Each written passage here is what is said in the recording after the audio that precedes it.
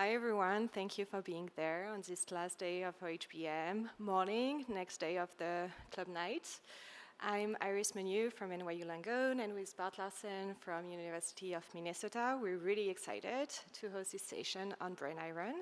We have a fantastic panel of speakers today that will explain you everything about brain iron, how to measure it, and how it can be interesting to look at and relevant during different periods of development. We're going to keep all questions at the end, so do not hesitate to add them through the app or even better in person. I'm going to introduce you our first speaker, Professor Harald Möller. He's the head of the Nuclear Magnetic Resonance Research and Development Unit at the Max Planck Institute in Leipzig. He has, during his career, he has made many contributions to our understanding on the neurobiology behind the neuroimaging contrasts and developing and adapting a lot of new methods for the nuclear magnetic research. So please join me welcoming Harald Möller. Thank you. Thank you for the very kind introduction. So I start with some outlook on iron neurobiology and neuroimaging in combination. I may say I'm not a neurobiologist, so don't expect too much from that. I have nothing to disclose. So why are we interested in iron to begin with? It's mostly related to its possibility to participate in electron transfer reactions. This is, well, not necessarily unique, but it's a very powerful contribution there. And this is essential in many parts of biochemistry, such as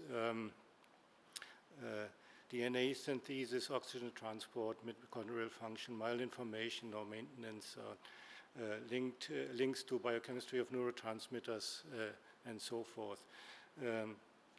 So we may consider this as the bright side of iron biochemistry, but of course, I mean, it is also implicating that if you have iron deficiency, this may be critical in many aspects because it's involved in so many reactions.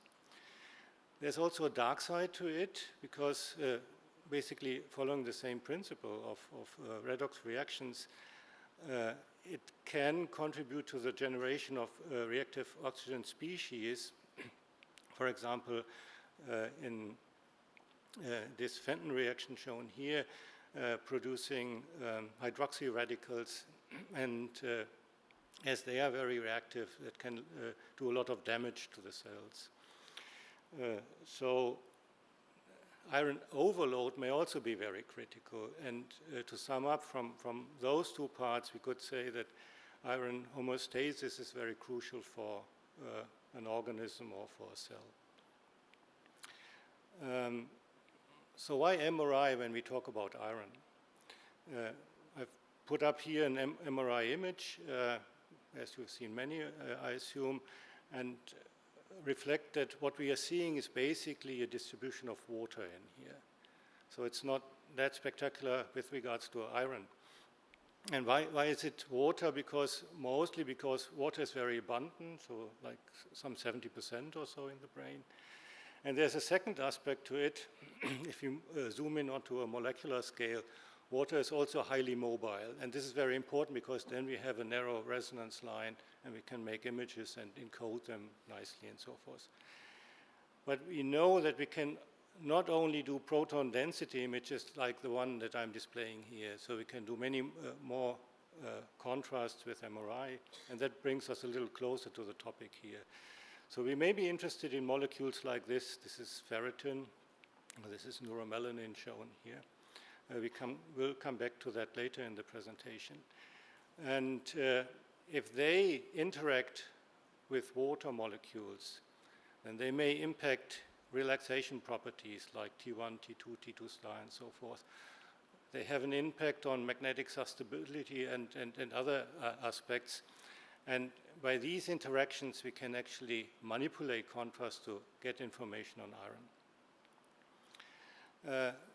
Just as an introductory example, very simple thing, it's something that hundreds of contributions to this conference use fMRI. So this is just a randomly picked, selected example where we had a study in Parkinson's patients on and off L-DOPA, and we were interested in the effect of L-DOPA. I'm not going into any details here, it's just considering what the mechanism behind that, we also know that very well, that there's an increase in cerebral blood flow during activation that leads to a change in oxygenation. And this is what we actually measure there.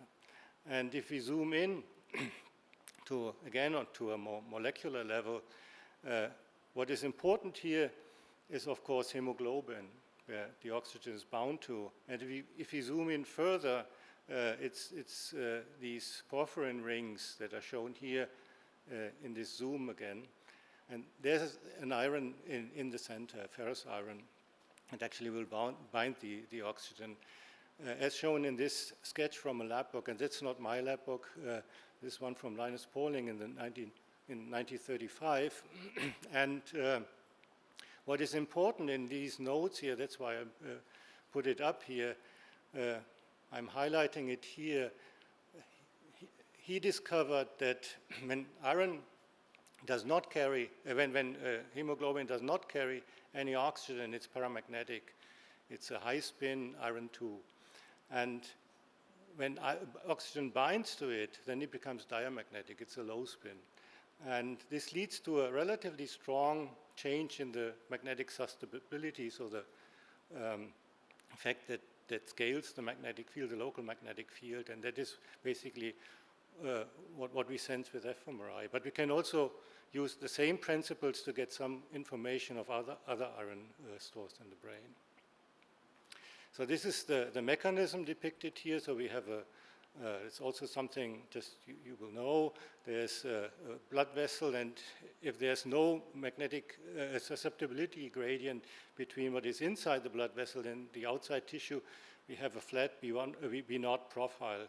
But if we introduce a paramagnetic compound in here that is more deoxyhemoglobin, this will change the magnetic field in a certain way, and this inhomogeneity in the magnetic field is what we sense, and we can measure it, for example, by measuring T2 star or R2 star, that's just 1 over T2 star, and T2 or R2 or R prime, that is actually all related to that. And what is shown here is that there's basically two effects. I've indicated here two positions randomly selected. Again, one that has a little higher magnetic field and one that has a little lower magnetic field.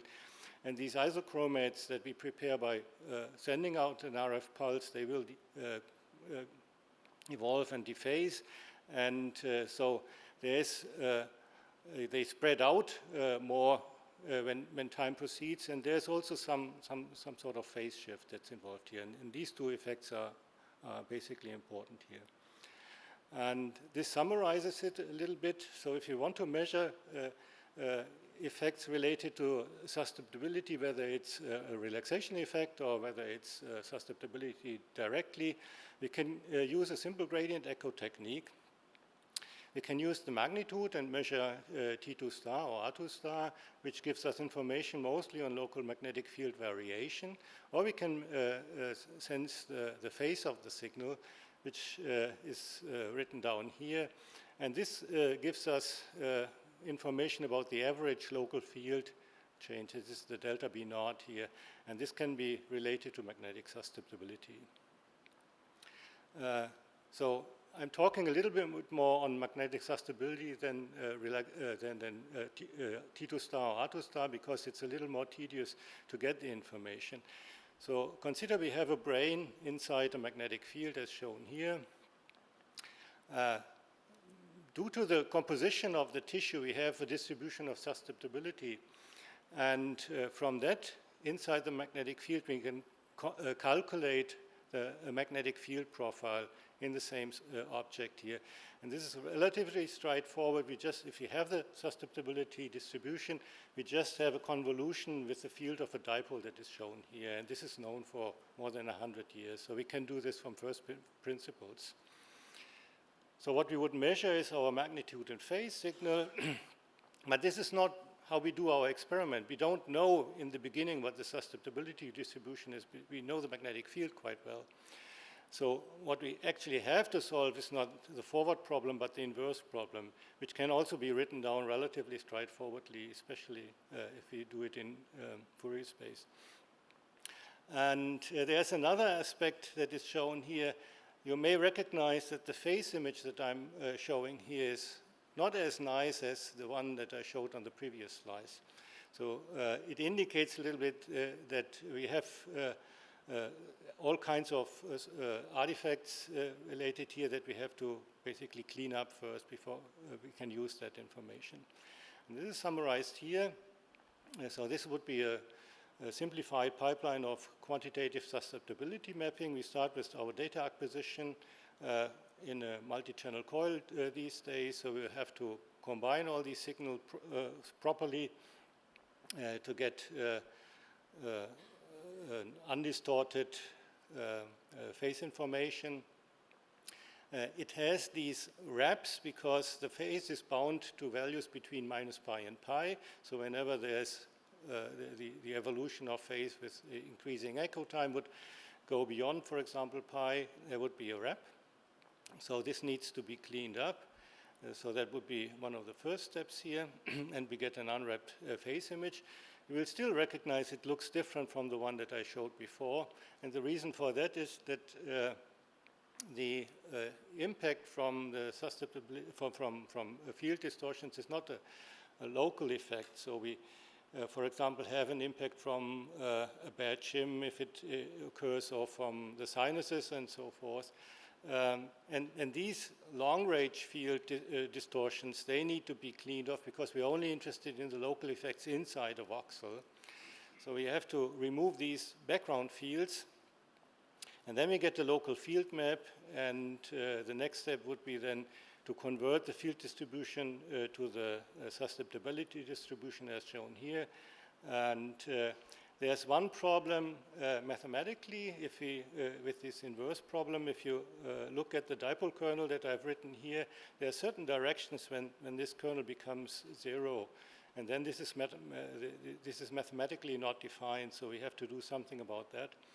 And typically this is handled by certain regularization that you can include here, and then you get these phase maps. So that would be the method. So we get maps like this. But with the same experiment, we can not only display susceptibility, we can look at the magnitude of the signal. Here's susceptibility again, zoomed into that area.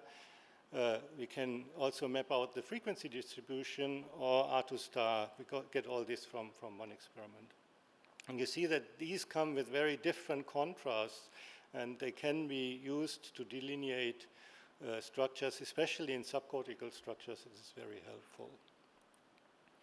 And this is shown here again. So if we zoom into the susceptibility map and compare this to known anatomy, we see that we have a remarkable depiction of structural elements in subcortex, which are known as iron-rich structures. This is reflecting the same idea. So we have susceptibility compared to iron stains here, just a classical PERL stain. And we see that what is bright here in subcortical structures is dark here, where we have known high iron expression. And this also works on a quantitative level. This is some nice work from Christian Langkammer and colleagues in Graz. So they used cadaver brains to measure iron concentrations and measured also bulk susceptibility as shown here, and there's a nice linear relation between iron concentration and susceptibility. So it does carry some quantitative information. And what it informs us, if you look at the iron metabolism in cells, iron is transported to the cells by transferrin that binds to receptors and releases iron, and we have a labile iron pool inside the cells, and it's stored away in ferritin, or it's used, for example, in mitochondria. And if we look at the concentrations, it's mostly ferritin that has a very strong contribution, much more than the others. But it's not only like this. For example, you can also look at myelination, and this is the dark parts here in these. So the negative susceptibilities, they go along with myelin stain quite well. And if we correlate measures of iron and myelin, we see that susceptibility and also R2 star shows this bivariate distribution. So it's not an exclusive measure of, for example, ferritin or other iron stores, but also on myelin. I can skip that in the interest of time.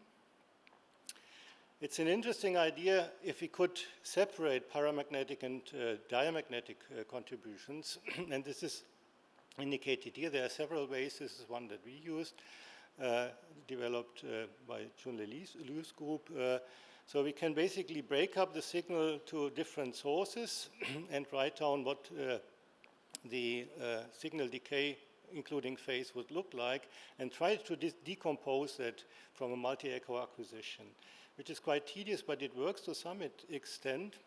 And here's some results on that in an application to Tourette syndrome, where we know that there's some reduction in iron expression also in the brain, and a comparison with dopamine D1 receptor expression that also correlates here quite well. We know that these patients have some impact with influence on dopamine abnormality. And this is an interesting correlation. So it correlates the iron content and the dopamine D1 receptor availability contents in subcortical structures linearly, but they are both shifted towards lower levels. That's why the line of the patients is separated so well from the other one. There's one final aspect I would like to briefly touch on, that is brain iron, dopamine, and neuromelanin.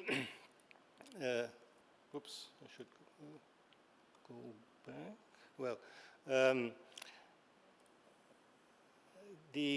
just to briefly summarize, neuromelanin is important to bind iron, that it cannot lead to damage to cells, and iron accumulation is known in healthy iron aging.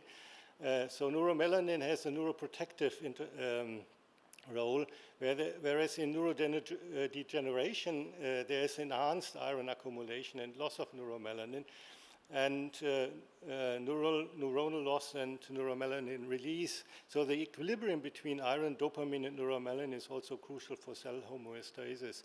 And there's some interest in neuromelanin-sensitive MRI as well. This is mostly done with T1-weighted or MT-weighted, and there seems to be some nice correlation. However, a precise understanding of the neuromelanin contrast is still lacking, and we have here some experiments that shows that R1 is not just a simple linear relation to the total iron content. This is what's done in synthetic neuromelanin analogs. They can scale down the contributions, the amount of iron that binds in there.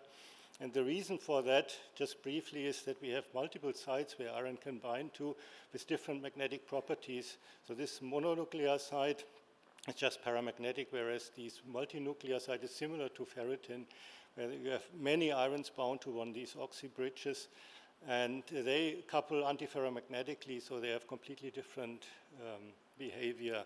So I can skip that. And if you combine this data, these neuromelanin also binds other metals, for example, copper. But this doesn't seem to contribute to R1 that much. What we have here is a simple model on relaxation behavior that would be that if you increase the amount of iron in these neuromelanin analogs, you have a contribution, you assume a constant contribution from these clusters, and initially a linear increase with increasing iron content that at some point levels off. And if you bring in copper, because it competes for similar sites, this leads to different levels where this relaxation rate approaches to. So overall, this is much more complex than just to indicate by a single parameter. Thanks for your attention.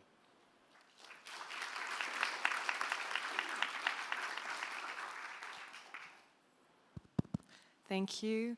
Now we